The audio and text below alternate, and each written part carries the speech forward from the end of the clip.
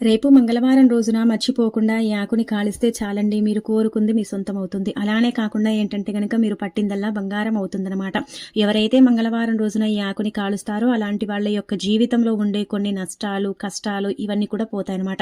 ఎందుకంటే ఈ ఆకు అతీత శక్తివంతమైనదండి. ఈ ఆకు ఏంటంటే గనక చెప్పాలంటే ప్రకృతి యొక్క అనుగ్రహాన్ని తీసుకుని ఉంటుందన్నమాట. అందుకే ఈ ఆకుని కాల్చడం వల్ల మంచి చేకూరుతుందని మనకు శాస్త్రాల్లో చెప్పబడుతుంది.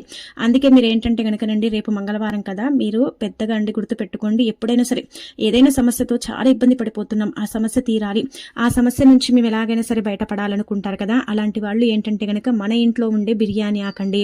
నార్మల్గా అందరి ఇళ్లలో బిర్యానీ ఆకు అనేది ఉంటుంది. బిర్యానీ ఆకు మనం ఏంటంటే గనక స్పైసెస్లో ఎక్కువగా ఉపయోగిస్తూ ఉంటాం, అంటే మసాలాల్లో ఎక్కువగా వాడుతూ ఉంటాం కదా. కానీ బిర్యానీ ఆకు ఏంటంటే గనక ప్రకృతి అనుగ్రహాన్ని ఎక్కువగా తీసుకుని ఉంటుందన్నమాట. బిర్యానీ ఆకుకు అతీత శక్తి ఉంటుందండి.